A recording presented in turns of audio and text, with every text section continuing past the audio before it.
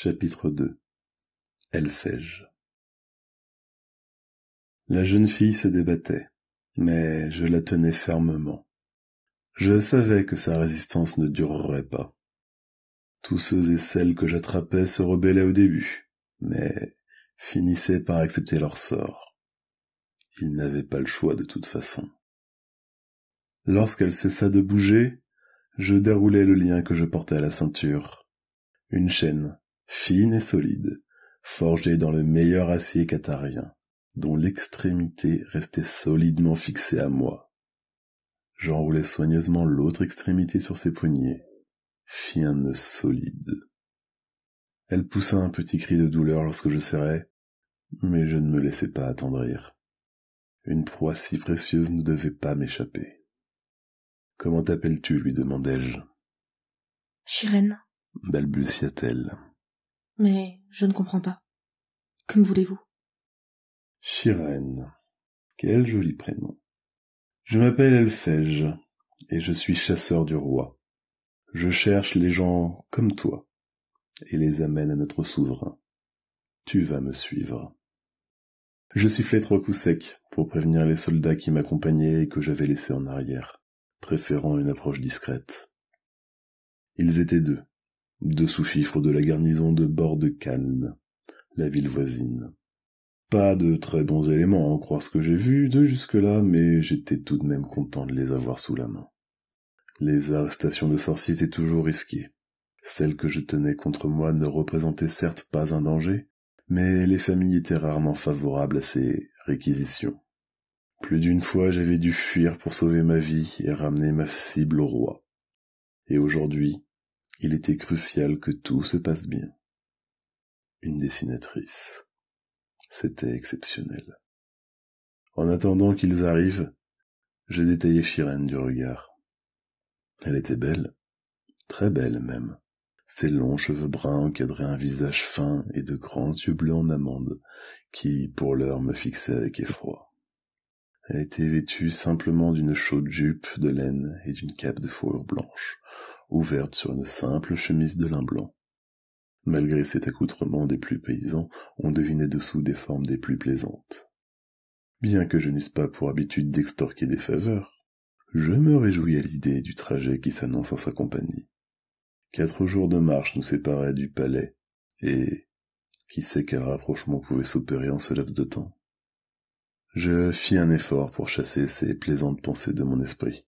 Il y avait trop longtemps que je n'avais pas connu les bras d'une femme, trop occupée à courir les routes. Mais l'heure n'était pas au batifolage. Pour le moment, il fallait quitter les lieux sans encombre.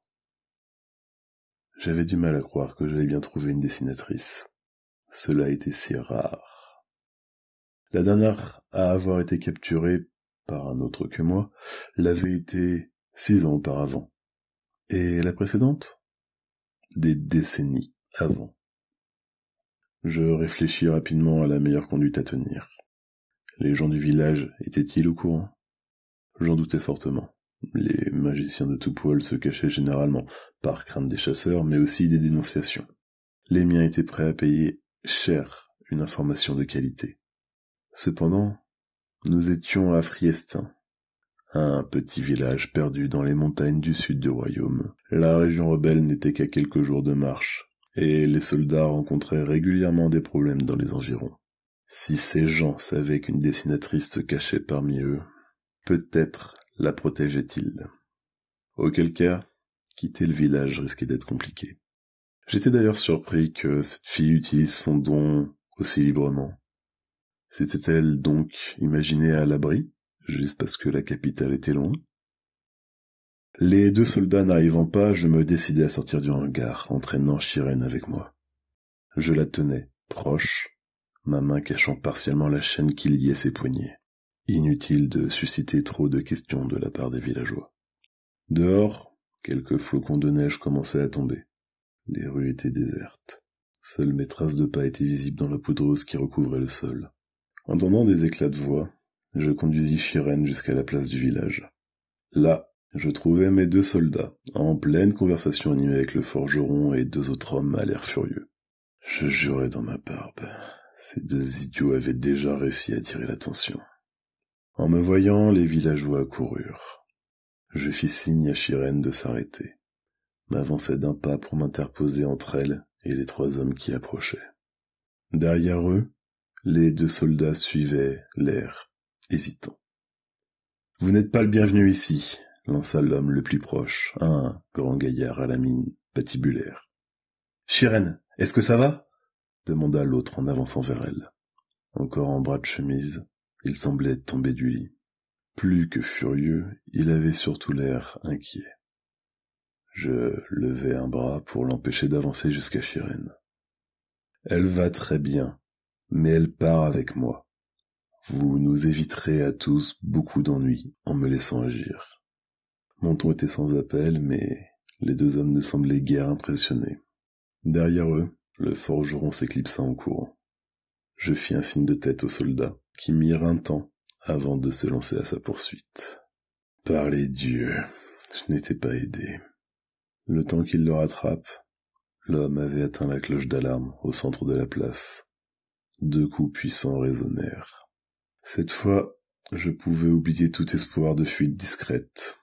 « Vous n'emmènerez pas ma fille !» reprit l'homme que j'avais repoussé. « Chirène, rentre à la maison, on va s'en occuper. » « Je ne peux pas. » gémit-elle, en montrant ses mains liées. Les 2 hommes s'approchaient encore, les poings serrés. Je reculai de quelques pas, gardant Chirène derrière moi. D'un coup de l'œil, j'évaluai la situation. Elle n'était pas heureuse. Alerté par la cloche, une 15aine de personnes convergeaient vers la place. Je devais m'imposer, s'il en était encore temps. J'ai pris ma voix la plus forte et la plus autoritaire pour haranguer la foule. « Mon nom est Elphège Sakane, et je suis chasseur du roi. J'agis en son nom et en sa loi, et j'ai toute autorité pour intervenir aujourd'hui. » Je désignai Chirène. « Cette femme est une magicienne. Pour le roi, je suis chargé de la mener à la capitale.